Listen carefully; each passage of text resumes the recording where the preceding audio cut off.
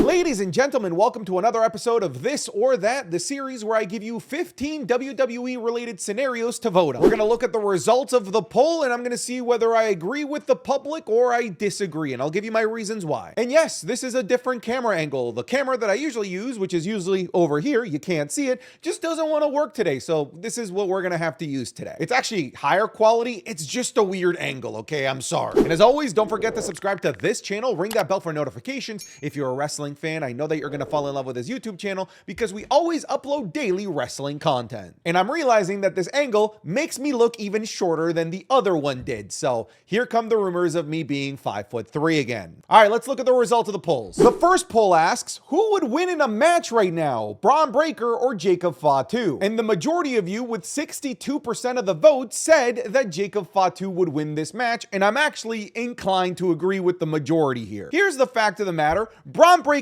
has actually lost matches quite recently. He lost to Sami Zayn, and he recently lost to Jey Uso and lost his Intercontinental Championship. Yes, he did win the Intercontinental Championship back from Jey Uso, but he needed the help from, wouldn't you know it, Jacob Fatu in order to beat Jey Uso. So compared to Bron Breakker, Jacob Fatu is also significantly far more protected. Let's not forget that this is a guy that debuted annihilating the three biggest baby faces in the entirety of Friday Night SmackDown. If they were to get in a match right now, the way that they are booked, it would be amazing, and I desperately want to see that, and I do believe that these two could, at some point in the near future, be WrestleMania main eventers against each other. I would say that in the moment, in 2024, when I'm recording this, that if they were to have a match, that Jacob Fatu would win. Burning the Money in the Bank briefcase on day one, was it a good idea or a bad idea? And almost all of you, 80% of you almost, said that it was a bad idea.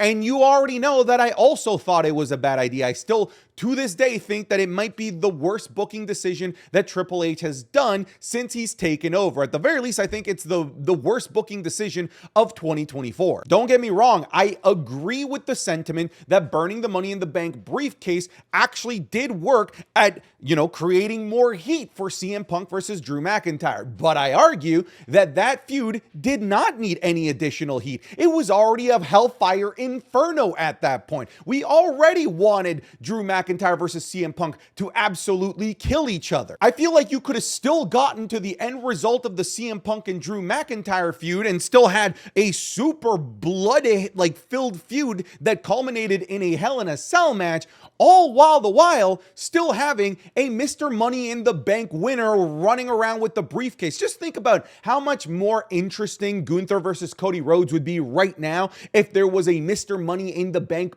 in the picture as well, just like how there is in the women. Even if there is no creative plans in the short term, you have a whole year to figure it out. So I agree that it's a bad idea, and it's funny because so many of you said that I was wrong for saying that it was a bad idea, but it looks like the world is starting to come around. Who should Tiffany Stratton face at WrestleMania? Rhea Ripley or Charlotte Flair? Okay, so the majority of you went with Charlotte Flair, and I agree. I feel like that's the correct match, but I actually thought that many more would vote for Rhea Ripley considering the recent interactions between Rhea and Tiffany Stratton, the fact that they tag team with one another, the fact that they had weirdly good on-screen chemistry with each other. I want to see that down the line. I wouldn't even mind seeing them tag team. Like, they would be such an interesting oddball tag team to follow. I want to see that. And I want to see the implosion of that oddball tag team eventually. And I do believe that that is a dream match worthy of a WrestleMania, women's main event. However, I feel like the moment is right now for Charlotte Flair versus Tiffany Stratton. Tiffany Stratton is on the cusp of taking over as the top women's heel in professional wrestling, and having a banger of a match and winning a feud against Charlotte is what could catapult Tiffany Stratton there. It's what it did for Rhea Ripley. It catapulted Rhea Ripley as the top of the food chain of the women's division and the top heel, and I feel like Charlotte can do it again for Tiffany Stratton. That being said, I'm still nervous that Charlotte Flair would win because Charlotte Flair just tends to win. Like, that's usually what tends to happen in those scenarios. But in the event that Tiffany wins, I feel like that would be huge for her. So right now, if it was for WrestleMania 41, I'd agree with the crowd here. I'd go with Charlotte Flair as well. Should we get Dominic Mysterio versus Rhea Ripley? The majority of you said yes, that we should. I don't really know what to answer here. I feel like I could make an argument for both, but I'm actually kind of leaning towards no, because I just don't think that the WWE is really capable and willing to book a good intergender match that isn't just Dominic Mysterio getting absolutely clowned by Rhea Ripley, which in its own right could be incredibly entertaining. All I'm saying is that, like, if you look at Lucha Underground and some other organizations, like, they've done fantastic intergender matches, but I just don't think that that's what they would do here. I feel like this would just be the clowning of Dominic Mysterio, which, again, I want to reiterate, would work with the character that Dominic Mysterio is.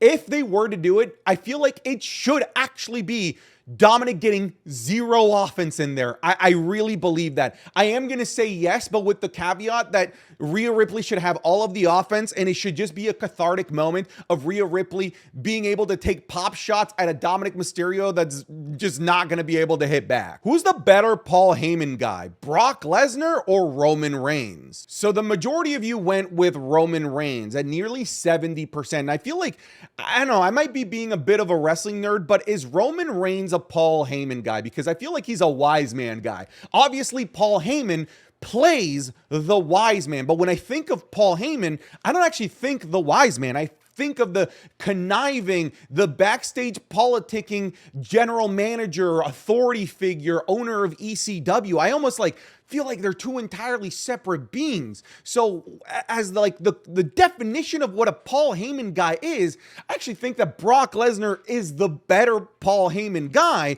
But obviously I would say that Roman Reigns is the better person managed by a human named Paul Heyman. If that, I don't know, if that actually makes any sense. As a quote Paul Heyman guy, I'm actually gonna go Lesnar here. What happens first? Giovanni Vinci winning a match or Nakamura returning? Dude, I actually don't know. I actually think that this is harder than I'm giving it credit for. We have 68% of you going with Shinsuke Nakamura returning first, but honestly, we have no indication whatsoever of this happening. Here's the thing. I am going to go with Shinsuke Nakamura returning because I think it's a matter of what happens first.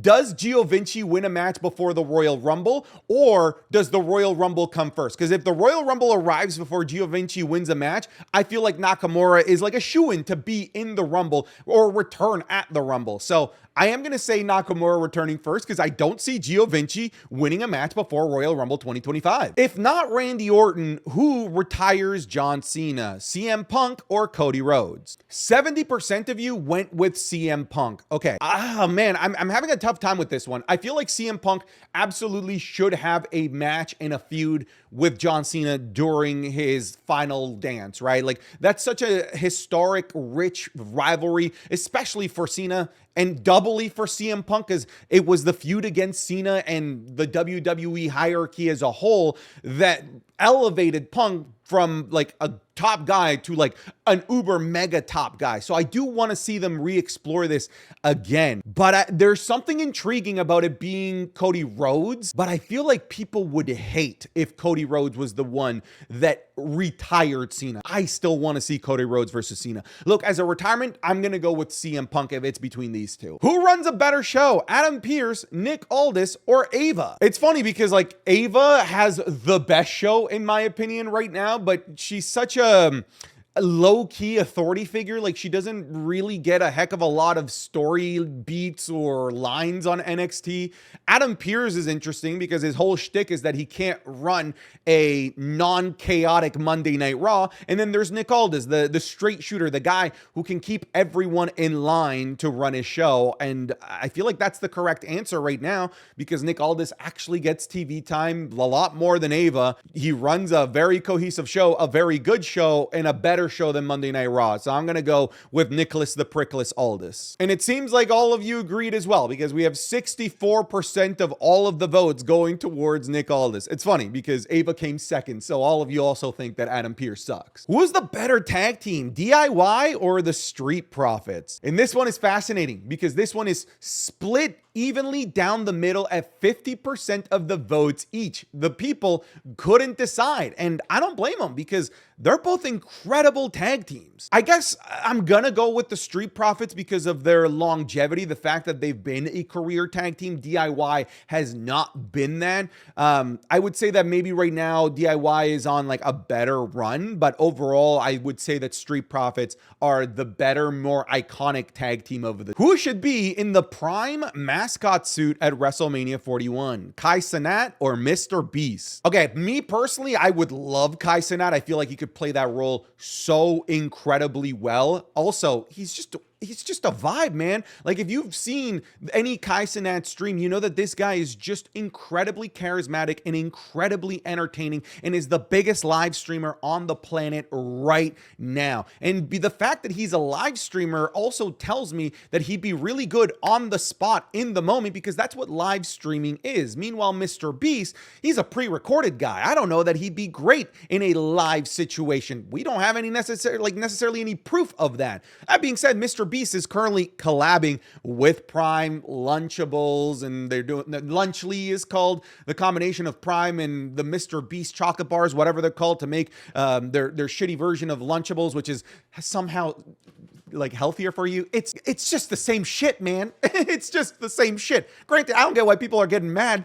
It's just turkey and crackers, guys. It's not a big deal. I'm gonna go with Kai Cenat. I feel like Kai Cenat would be the more entertaining of the two, although Mr. Beast is the bigger creator of the two. I prefer Kai Cenat. Better faction right now, the Wyatt Six or the Judgment Day? That's kind of wild that this is like a genuine conversation and that the majority of people at 82% of the votes said that it's the Wyatt Six. And I say it's kind of crazy because Judgment Day is technically like a main event faction, but they've just lost so many times that they've lost that feel of main event aura. And on top of that, not having Rhea Ripley or Damian Priest were like the two biggest main event draws that they had in the group, really drops them like quite significantly in terms of the hierarchy of factions. And even though the Wyatt Six is a mid-card faction, I'm far more interested in whatever the hell they're going to do next compared to the Judgment Day. So I agree with the crowd here. I'm going to say the Wyatt Six as well. The better match type, Hell in a Cell or TLC? Look, 4 years ago, Santi would have said TLC. It would have just been better and more entertaining because they used to just give Hell in a Cell matches to matches and feuds that didn't deserve to be in a Hell in a Cell. But now the WWE is a lot more selective in terms of like who they put in a Hell in a Cell match, what the feud is, and at what point in the rivalry they put it, because they used to just have an entire Hell in a Cell PLE where they would put like two guys in their first match in a Hell in a Cell match, and that just doesn't land. WWE seems to have figured out what Hell in a Cell truly is all about. So I'm going to go with Hell in a Cell in 2024, just like the majority have at 76%, but just know that a handful of years ago, I would have picked TLC. Would you prefer to be the best in the ring or the best in the mic? The majority of you went with best on the mic at 62% of the votes, and I agree with you here as well. I feel like you're going to have a more prosperous career if you're the best on the mic. How many times have we seen people that have been so good in the ring, amazing technicians that just can't get over regardless of how good they are because they can't cut a promo? Meanwhile, there's lots of evidence of guys that are great on the mic that aren't necessarily savants in the ring that have Hall of Fame worthy careers. So I'm going to go with the best on the mic. And even if I'm like the bottom of the barrel, terrible, let's say I just can't even wrestle at all, at least being on the best on the mic gives me the opportunity to land jobs as a manager, commentator, backstage correspondent, whatever it might be. Meanwhile, best in the ring just kind of has you shoehorned as only a wrestler. Better match this year, Cody Rhodes versus Roman Reigns, Bloodline Rules at WrestleMania 40, or Drew versus CM Punk at Bad Blood in a Hell in a Cell match. This one was almost smack dab down the middle as well, with just a small portion of the majority going with Drew McIntyre versus CM Punk at Bad Blood Hell in a Cell. And I am wondering how much of this is recency bias, because I might be suffering from it as well, because I personally would also go with Drew McIntyre versus CM Punk at Bad Blood Hell in a Cell. I think that pound for pound, it's the better match. That being said, wrestling is more about what happens in the ring. It is about the entire story collectively being told, the shock and awe moments. And I don't think that Drew McIntyre versus CM Punk holds a candle to the moments that were created by Cody Rhodes versus CM Punk Bloodline Rules WrestleMania 40. That being said, Drew McIntyre versus CM Punk didn't need those moments. It didn't need those outside third-party elements to elevate what we watch. It was just two dudes who hated each other in a vacuum, in a cell, fighting for our entertainment, and that in its own right was good enough to be in conversation for the best match in WWE all year. Meanwhile, Cody Rhodes versus Roman Reigns, Bloodline Rules WrestleMania 40, needed a lot of external factors to put it into the conversation. Don't get me wrong. Even without all of the shock entrances and surprises in the last 8 minutes of Bloodline Rules, Cody versus Roman was a very good match in its own right. But pound for pound versus Drew versus Punk, I just don't think it's as good. So I am going to sway towards my recency bias here a little bit. I'm going to go with Drew McIntyre versus CM Punk, because if I was making my match of the year contenders, like, or match of the year, like, awards right now, I think I would lean towards Drew McIntyre versus CM Punk. What should be the main event of WrestleMania 41? The Rock versus Roman Reigns, or The Rock versus Cody Rhodes versus Roman Reigns in a triple threat match? So the majority of you went with The Rock versus Roman Reigns at 73%, and I agree with the majority here. I would prefer it to be The Rock versus Roman Reigns, not because I don't think that Cody Rhodes doesn't belong here. It's just that maybe we don't get The Rock again. And the dream match that we've been wanting at WrestleMania 39, even before that, was The Rock versus Roman Reigns. That was the match. And then we were going to get it at WrestleMania 40, but then it was just the wrong timing. Now it's the correct timing. If The Rock is available, we should do the dream match that we've been asking for a while that actually makes sense narratively, and it's the right moment to do The Rock versus Roman Reigns. I would love to do The Rock versus Cody versus Roman down the line, but right now, if you have The Rock available, you should lock in the match, because it's possible that The Rock doesn't become available for years or ever because of how busy this dude is. Who knows? This guy might go into politics, for God's sake. So you have The Rock right now. You should take advantage of that and deliver the dream match that people want. And if he's available even longer, then give us the triple threat. That's my opinion on that. All right, folks, thank you so much for being part of this or that. We do these every once in a while for our Friday video. It's just kind of nice to get the community involved in these sorts of videos. But that's it, folks. I'm done. Hopefully we can fix the camera angle. Or maybe you like this one. I don't know. You let me know. All right, bye. Get out of here.